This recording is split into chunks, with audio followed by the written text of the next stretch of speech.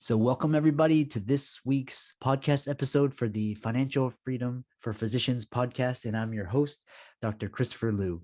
And as usual, we talk about four different types of freedom. The first is financial, location, time, and emotional freedom. And I always bring guests who are mostly physicians, entrepreneurs, investors who are on the cutting edge, living life as you would dream possible. So today we have Dr. Vanessa Peters, and her bio is she's the founder of VMD Investing. So she's a real estate investor for 12 years in single family homes, commercial retail, apartment communities, short-term self-storage, land, and home parks. So she's invested in over 2,500 units across 15 properties and 6 funds. She's passionate about helping busy professionals build wealth through passive income producing real estate that provides attractive returns and a proven roadmap to financial freedom. She has a book called The Busy Professional's Guide to Passive Real Estate Investing,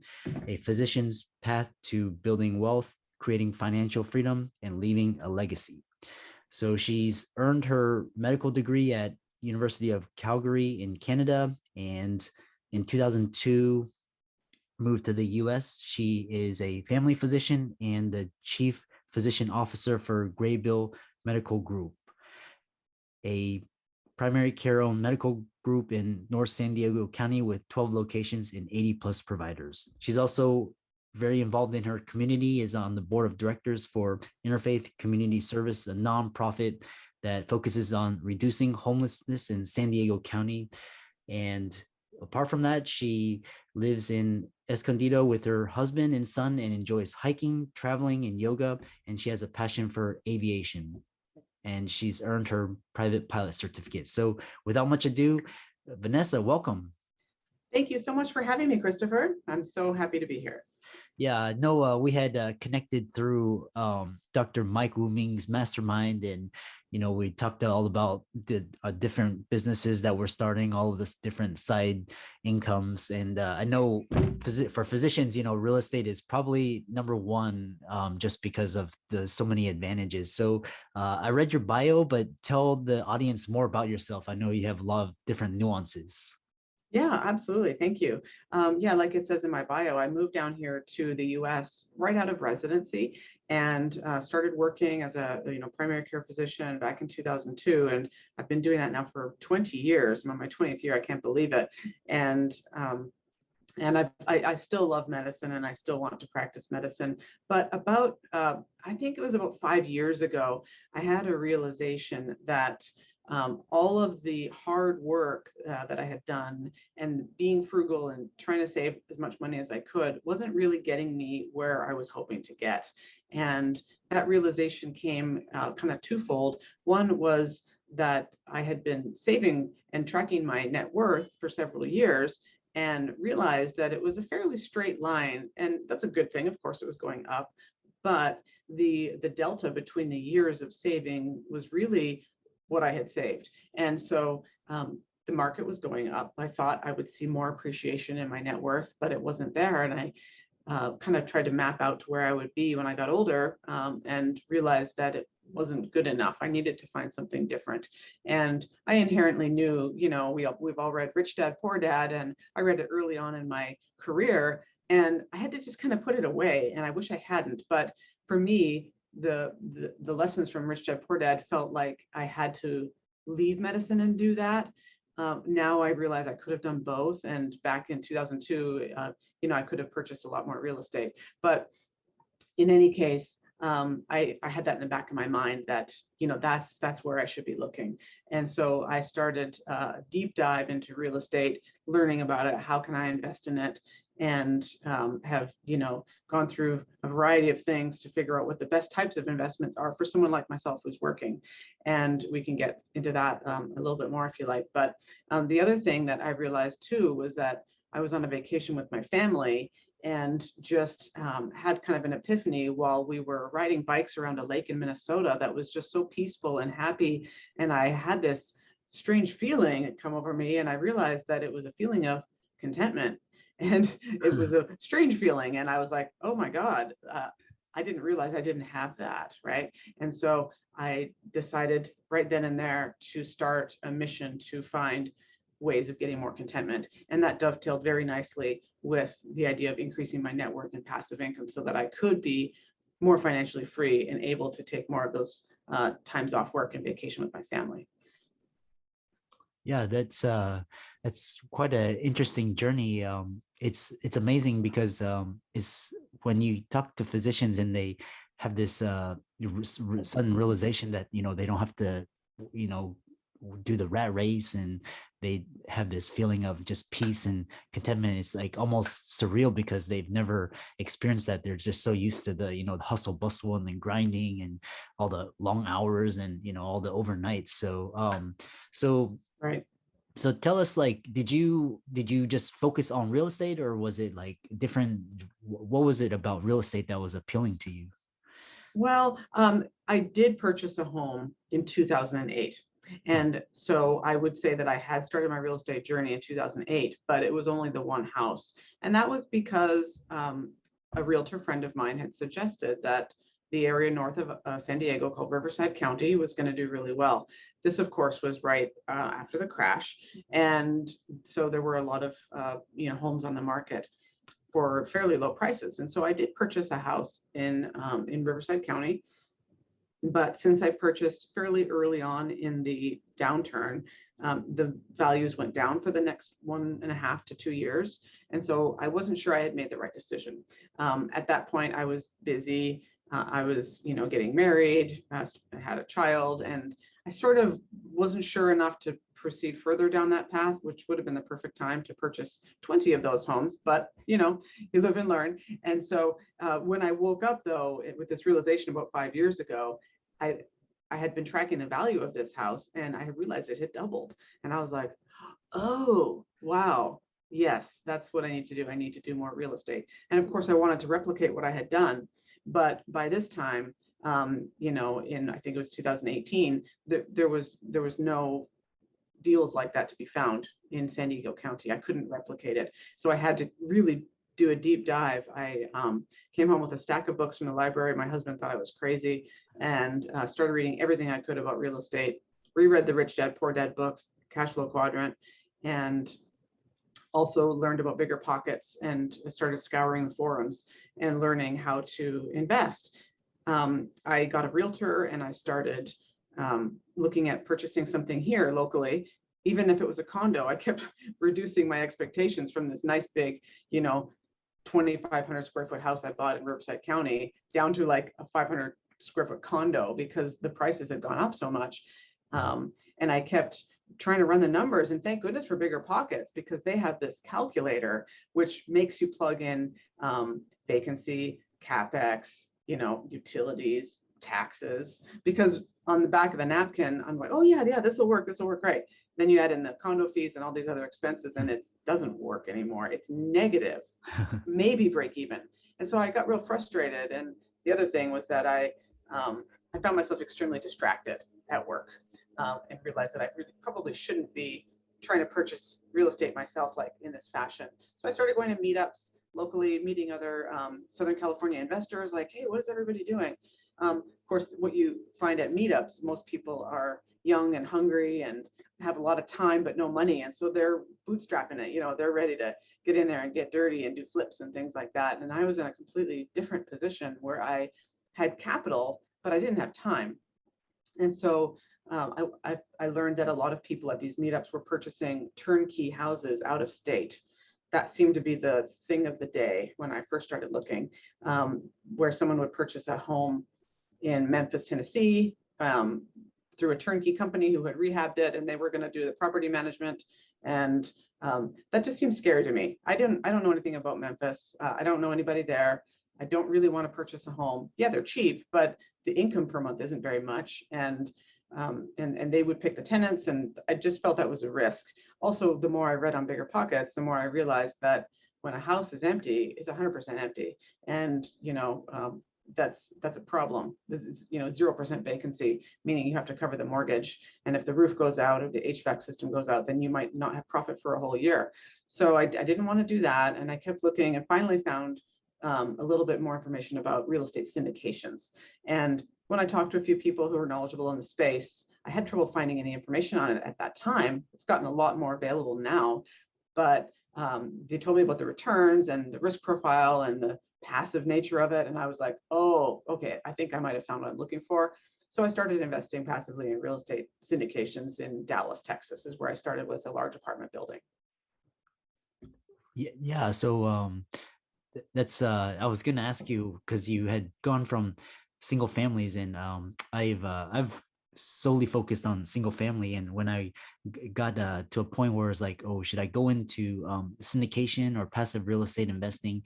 um I was still deciding whether to do something else, or start my company or do other things. So what are some of what's the big uh shift between single family and going like commercial apartment syndications? Well, it depends if you're managing them yourselves. I mean, I owned one single family home, so I knew that it was a bit of work, and I was lucky that I had great tenants. But then I purchased a short-term rental and realized that that's a whole heck of a lot of work, and didn't really want to scale that anymore because I could see, first of all, financially, sometimes you're limited to purchasing, 10 homes, 10 mortgages, and just, it's all scattered. You have to figure out all these things and need to hire help for that. The beauty of investing in a syndication is you're diversifying your portfolio, you're very low risk, and you can pick and choose different operators to work with, which allows you to spread out your risk. Whereas if you're purchasing yourself, typically you would purchase in your own backyard so that you can get to those houses and have a look at them. So those are some of the things I like about syndications. Mhm. um yeah, and then also for I guess for some of the novice physicians, like they haven't bought their first house, or they're a little bit priced out of, what are describe why like some of the advantages for high income professionals for real estate as opposed to starting a business or other investments. Right. Yeah. It depends on how passionate you are and how much time you have. And I know I love that you have these four types of freedom, because time is really the reason I'm in this, is because I want more time. And so the beauty of investing in a syndication, most of the minimums for these deals are $50,000. So that's not too bad. If you're going to buy a house, especially in a higher priced area, you're going to be putting up much more than that capital wise. Second, as a limited partner in a syndication, you have an ownership.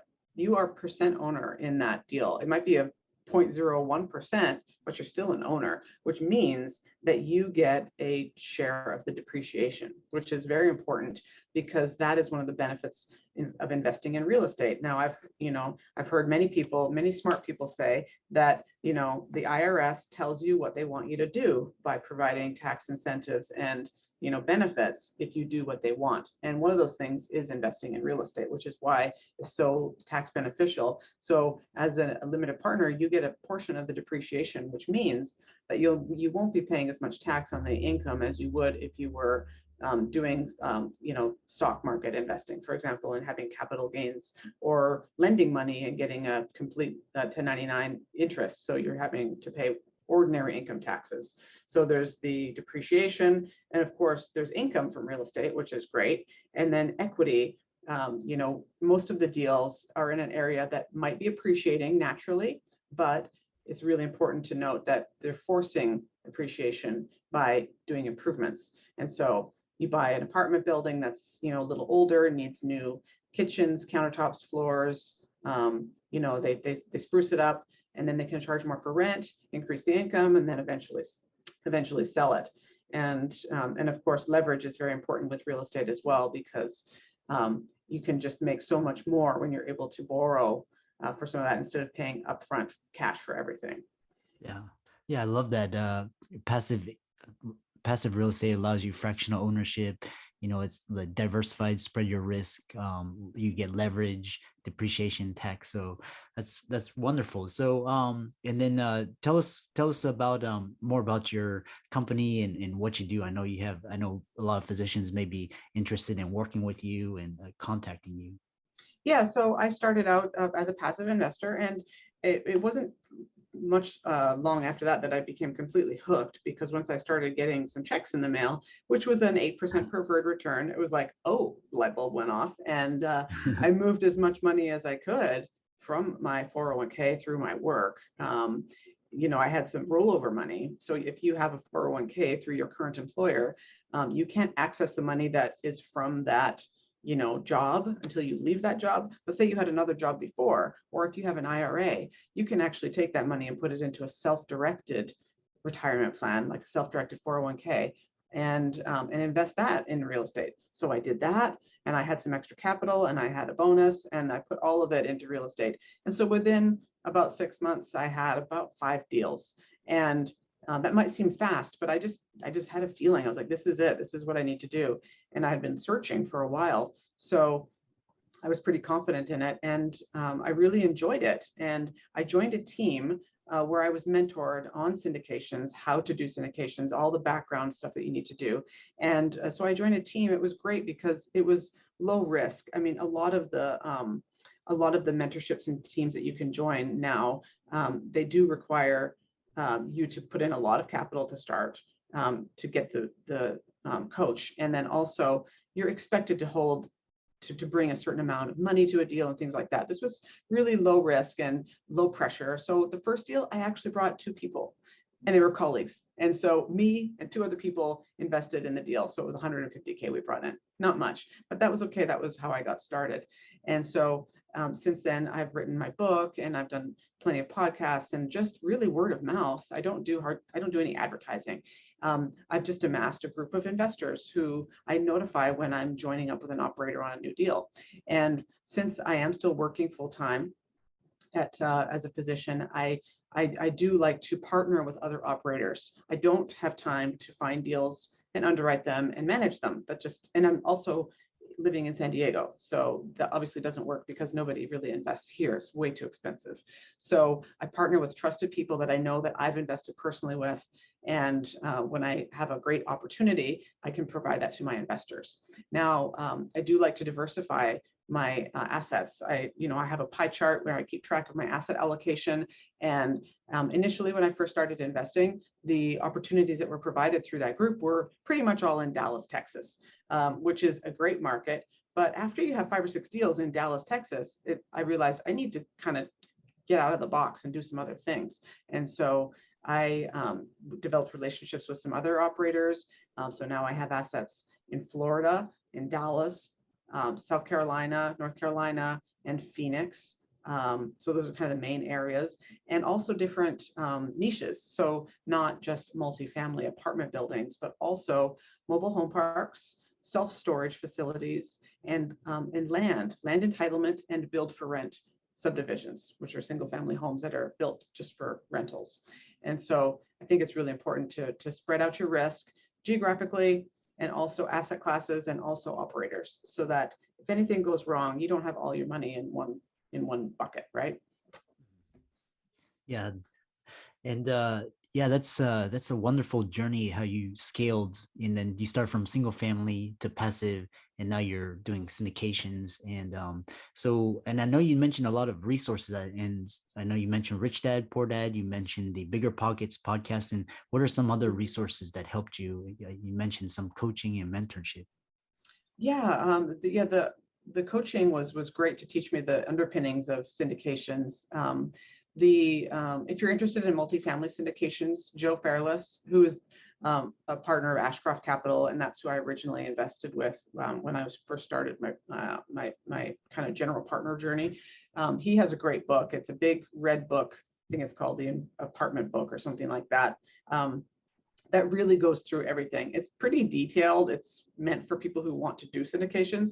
If you want to dive in like that, then that's a great option. My book is much shorter, and it's more as a primer, just about here's the high level why I love syndications, and also the benefits and some of the terminology and the numbers and how it works. Because, for example, commercial properties are, they're not the value is determined based on their income, not on how the other houses around them are doing or the other apartments around them are doing. Like residential is all based on comparables, and commercial properties are based on income, which is completely different, which is really the ticket to making good money in syndications, is by increasing that net operating income, that NOI, and then really driving value to your buildings. Yeah, I mean, other options, there's great podcasts out there for real estate, and there's many people who are coaches, but it depends on what your goals are. I really focus in my book too on like making sure that you keep track of your why. Like, what is it that you're really trying to do? It's easy to get shiny object syndrome and be like, oh, I'm going to go take a course in self-storage, and then I'm going to become an operator and do this and this. Or do you really want to have more time so that you can be with your family, or do hobbies that you enjoy, or go to 3 days a week at your work or something like that, because those are completely different. And another thing that's really important is to keep track of maybe what your long-term goals are. For example, my long-term goal is not to become a real estate syndicator, because while I will always invest in real estate, I don't want to switch from being a physician to being a full-time syndicator and having a brand new job, a new job where I'm not as skilled as other people. I'm not as young as other people. I have experience, but there are people out there that are much better than me. And so I prefer to stick to my wheelhouse, which is medicine. I'm good at that. And then I earn money, and then I can invest it, and then I can do it again and again and again until I'm financially free. And then I can just jump off the treadmill and just sit back with my assets and the passive income that comes from that. Yeah, I love that. Just stick to your trail. Don't worry about what other people are doing.